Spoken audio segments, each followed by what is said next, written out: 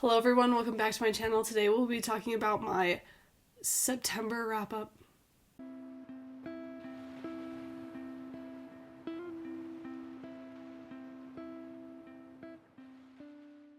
I cannot believe it's already October 1st. I say this every month. These months go by so quickly, but it is fall. It is fall. The leaves are changing. I'm wearing a sweater. It's super chilly this morning. I had my window open. Felt so nice. So I'm super excited for this weather. Oh, it's been so awesome. So let's just get right into it. So I read 12 books this month. I think that's the most books I've gotten in a month this year so far. So that's like a huge accomplishment for me. That's a lot of books. 12 books is a lot of books. I feel like I'm doing pretty good.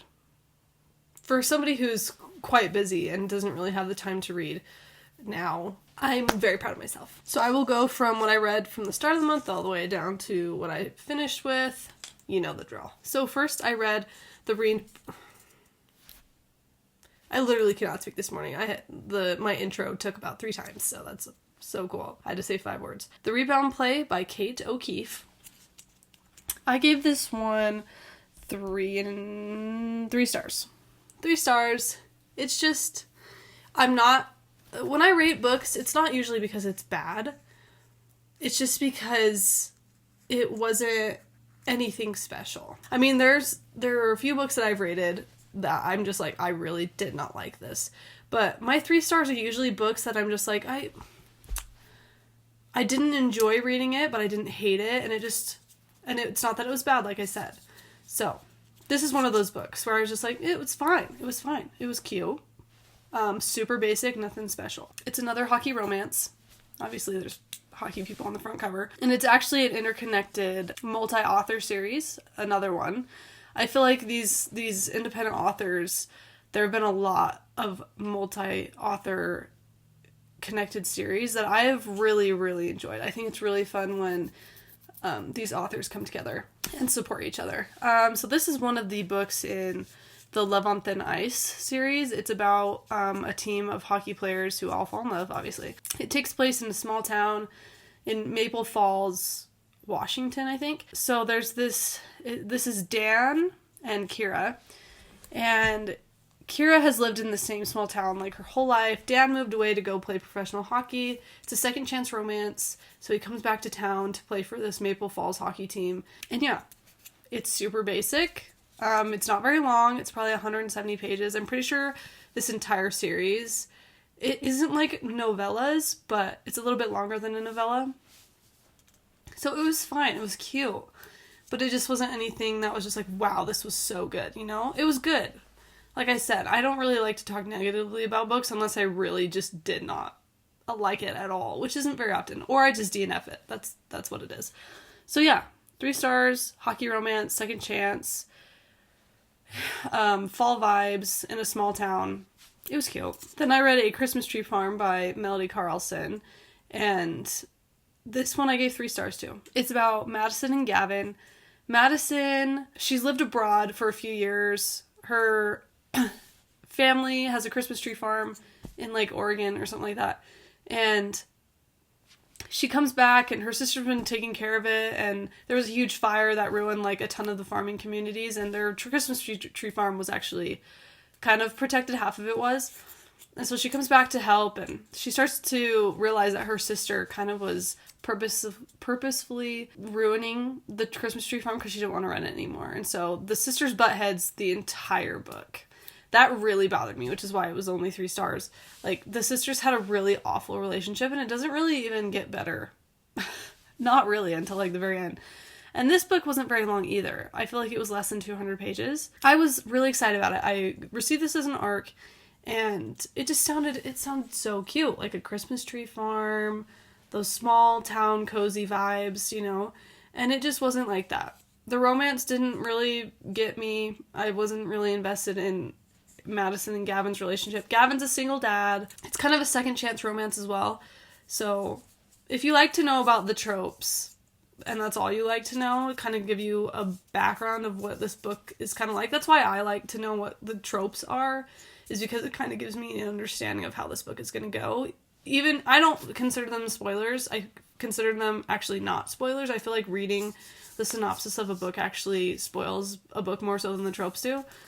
Except if it's like a secret trope. Like, if somebody gets like married at the end of the book, like surprisingly, like that, I don't like to know that. I like to be surprised about that. So I don't usually say surprise tropes. So it was cute. It was fine. It was just, there's some things in it that just really weren't my favorite. And it was super basic. So, and Melody Carlson, this is the first book I've ever read from her. So I don't know if I love her writing.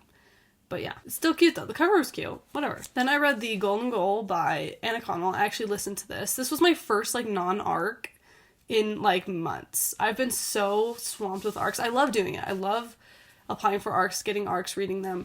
So I have no problem with that. But I wanted to read something for my own, on my own like choice this month. So I read a couple actually. Well, no, I read 2.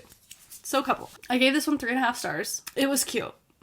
It was cute. This was my second book by Annah Conwell. I liked it so much better than The Perfect Putt, which is so funny because this is the first book in the More Than a Game series. It's about a couple of friends, like 4 or 5 friends that all play a different professional sport. So the first book is about this one. This is about Shaw and Sutton. Shaw plays hockey, professional hockey. And then the second book is The Perfect Putt, which I gave 3 stars to last month, and I did not love that one. And that one's about the golfer. Miles. Anyway, who cares about that book? So, Shaw is a professional hockey player, and Sutton, what is the plot of this book? Oh my gosh. Okay. So Sutton, basically, I think she's the athletic trainer, or she basically wraps up people's injuries. So I'm pretty sure she's the athletic trainer for this hockey team. And she and Shaw have a history. They were not necessarily friends growing up. They were kind of frenemies. He's friends with her brother, so it's like best friend's brother, or brother's best friend, right? Yeah, brother's best friend. Jeez. And they kind of have like a rough history. She doesn't get along with him at all. He loves her. He absolutely loves her. He's loved her from the first time he met her. And so he kind of has to hide his feelings with like teasing her and all that, and she hates it, and so she doesn't like him. Anyway, it was really, I actually thought it was cute. I gave it 3.5 stars, but like it was cute. The audiobook was actually really good. The male narrator sounded like Glenn Powell and Brad Pitt mashed together. That's like the first male narrator that no, I'm lying. The male narrator that I absolutely really enjoyed listening to was the narrator for Powerless. Really loved that narrator. And then this guy, he was actually really good. Like, I don't enjoy male narrators. They usually are super cringy to me. And all female narrators, they all sound pretty similar to me, but the male narrators, they kind of make or break a book, in my opinion. And this guy did a good job, and he sounded like Glenn Powell and Brad Pitt. So, it was cute. It was cute. I would recommend it.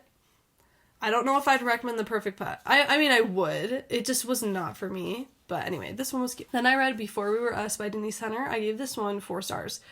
It was really sweet. It takes place in New Hampshire, like a small resort cabin town in New Hampshire. So it's got that cozy setting. And it's about Jonah and Lauren. And Jonah and Lauren are dating. They had a really rough beginning of summer, and then they slowly fall in love. And he's about to propose to her, and she falls and gets a brain injury, and she doesn't remember the last few months. It's called retrograde amnesia. I've actually read a book about this type of amnesia before, Forget Me Twice by Carina Taylor. That one was really cute too. That was forever ago. But anyway, she has retrograde amnesia. She cannot remember the last few months. The last thing she remembers was them getting in a fight in April of this same year, and so they're in September, and she doesn't remember the entire summer.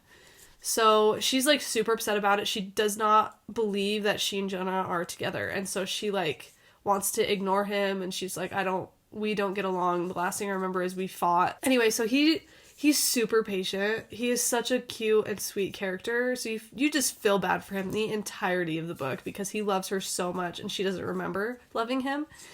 And so he gives her space, but like he kind of tries to help her remember and fall in love with him again.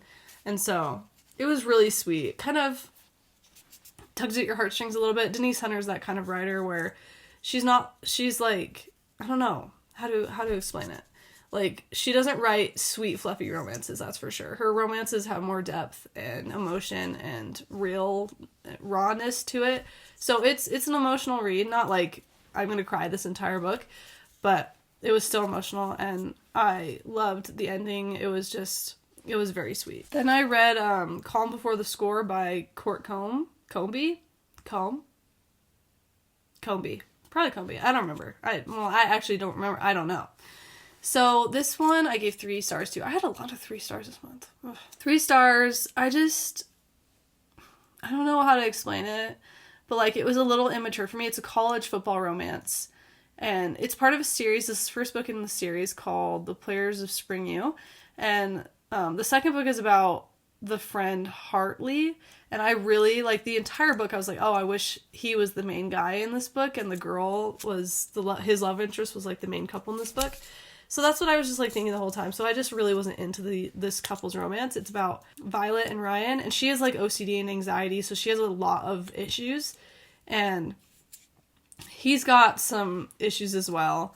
And so basically, they're basically together the entirety of the book, but then there's like a third act breakup that I was just like, okay, come on. The writing just felt a little immature. This is her debut novel, so I could tell it was her debut novel, not to be like rude or anything, but like, I could tell this was her first book, and I was like, in my review, I said I could see her improve and do better in her books, but anyway, so it just felt a little immature to me. Their conversations just felt a little immature, very college. I'm not in college anymore, so I feel like I'm past this. I'm past YA contemporary. I'm past this new adult contemporary. I just don't love those kinds of stories anymore. I like the YA fantasy. Those feel a little bit different to me, but I don't connect with characters that are younger than me anymore, so I don't enjoy reading these books.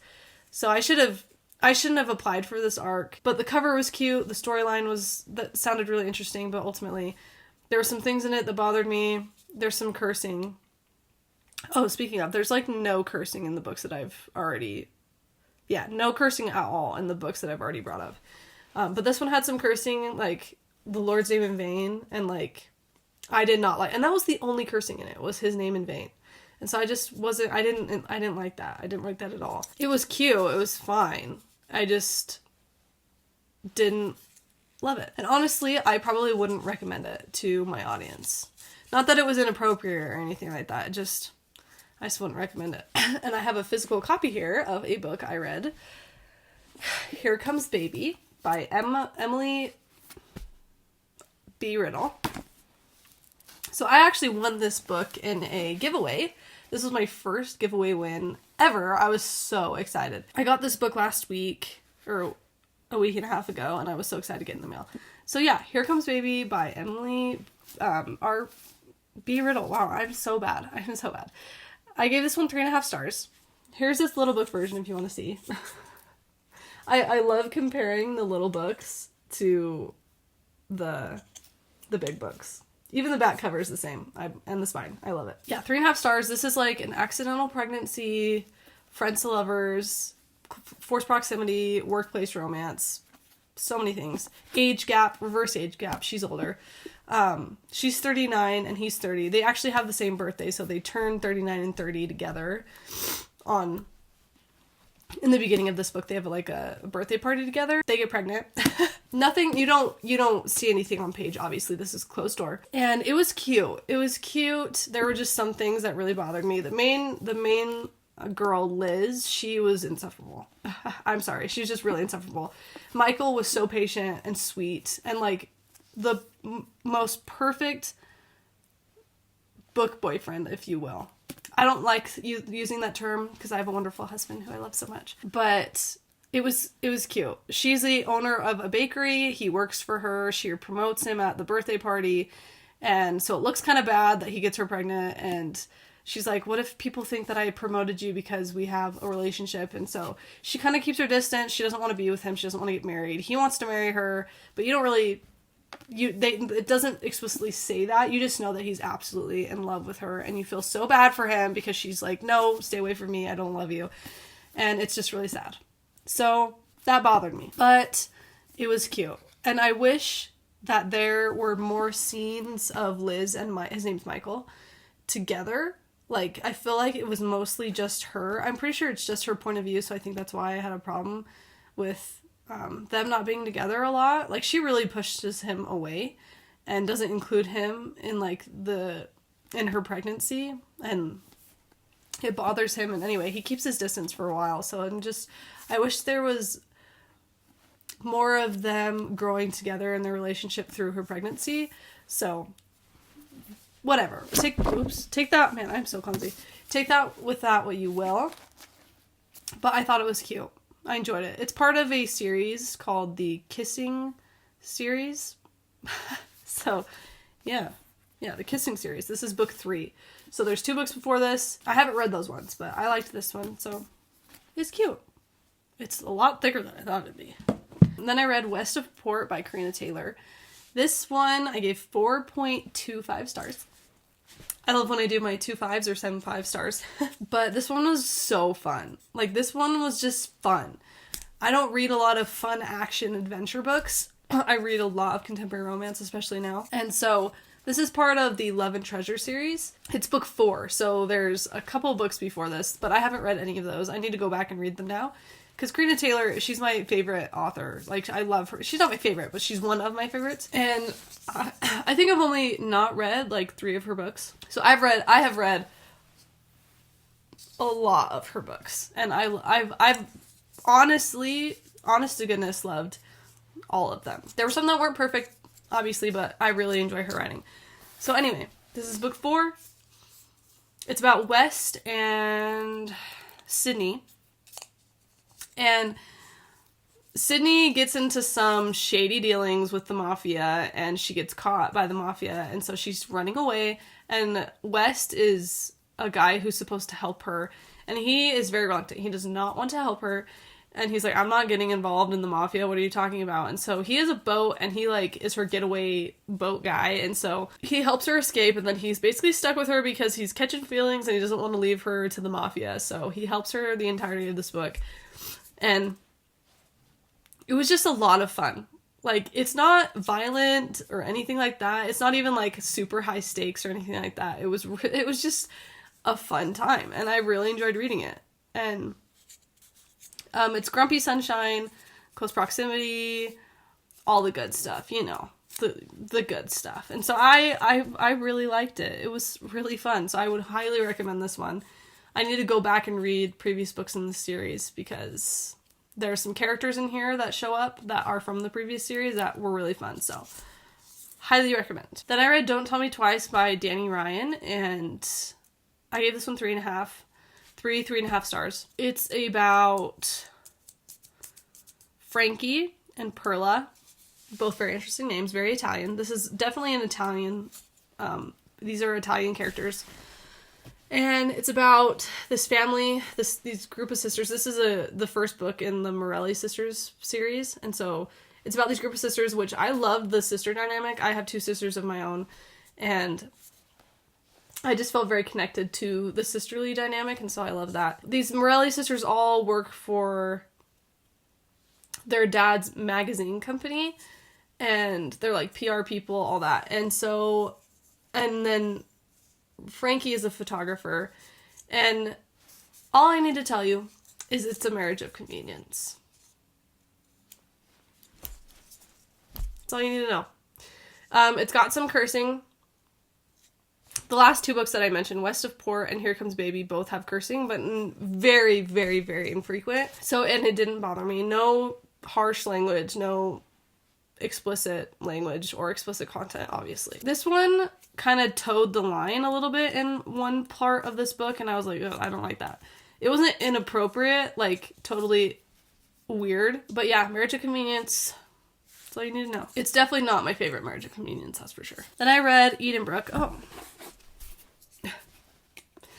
I love making these small covers because I try to make them look as similar as possible.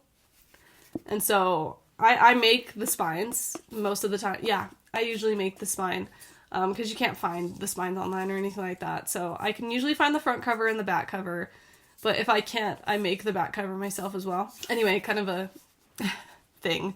So there we go.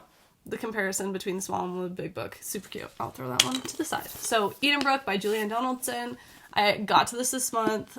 It was supposed to be mine and my sister's and my mom's book club read for August. And I just didn't get it done in August. Which is fine. I got it done this month. So, 5 stars. We all know how this book is. We all know why I love it. Philip and Marianne, the cutest couple ever. Love, love, love. So, anyway. Regency romance, friends to lovers, forced proximity. So if you didn't notice, my video cut off. My card is full. So I had to delete some things and re-record the last few books here. I only have 3, so it's not like my entire video, which I'm so grateful for. But I was on Edenbrooke. I think I was putting it down. I think I was done explaining. But ultimately, I love it. The banter and flirting. I think that's what it was. The banter and flirting is top tier. He's an absolute devastating flirt. I love it. Then I read The Comeback by Raneé S. Clark. Gave this one 3.5. It is a football romance, second chance romance. They were, this main couple, Jet and Ava, were high school sweethearts, dated a couple years in college, couldn't make it work. He actually proposes to her, she says yes, and then she runs. So they break up. They aren't together for like 7 years, and then all of a sudden he is playing for the Pumas in Houston, which is where they both live now. And their mutual friend is getting married, and so they have to like spend a lot of time together, and it's like forced proximity. But like one thing that bothered me was that their romance doesn't pick up until 85 to 90% of the way through the book, because they're kind of dating other people at the time. And so, like, that really bothered me. There's no cheating or anything like that, but, like, I don't know. I wish that they could have developed their feelings for each other while spending this time together, and there were other people involved in this relationship. It was still cute. There's no cursing. But yeah, Jet's a professional football player. It kind of gives me the cheat sheet vibes by Sarah Adams. But instead of best friends to lovers, these guys are kind of like lovers to enemies to lovers again. She still loves Jet, but Jet is really angry at her because she runs away and he wanted them to get married and all that. So it was cute though. It was very sweet. So it just, the one thing that just like really knocked down my star rating was the fact that they like didn't have a romance until like the very end of the book. So if you like a slow burn, The Comeback would be for you. Then I read One Happy Summer by Becky Monson. Gave this one 3 stars. My least favorite book in the Falling for Summer series. What can I say? Like, I listened to it on audio. I didn't have a problem with the audiobook at all. I think it was just the plot. It's about Presley and Briggs. It's a celebrity romance. Presley's the celebrity. She has her diva moment and everyone hates her. She's kind of blacklisted, and so she runs away to the small island and is in hiding. And Briggs, she runs into Briggs, and Briggs doesn't recognize her, and so she finds cover in him because he doesn't like freak out that she's there. She's never had like a proper summer. She has been an actress her whole life, and so she never could do stuff growing up, and so she asks him, and she's like, can you help me get my list, basically. She makes a list of things that she's always wanted to do, and so he helps her, and she's like, but people are going to recognize me, how are we going to do this? And so he helps her at night to accomplish, like, all of these things that she's always wanted to do, which is why it's called her One Happy Summer. But, like, the thing that, like, really bothered me was that, like, all those cute things, like, weren't on page. Like, all of a sudden, the event is over, they're having a conversation, and, like, the thing already happened.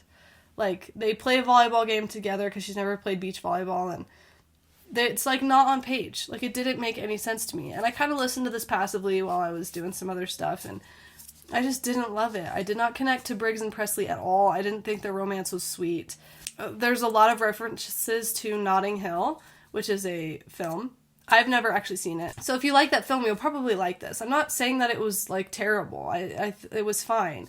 But it was my least favorite in the series, and you know how it is.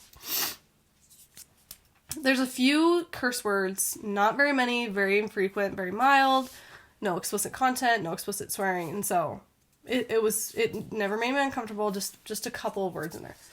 My last book of this month.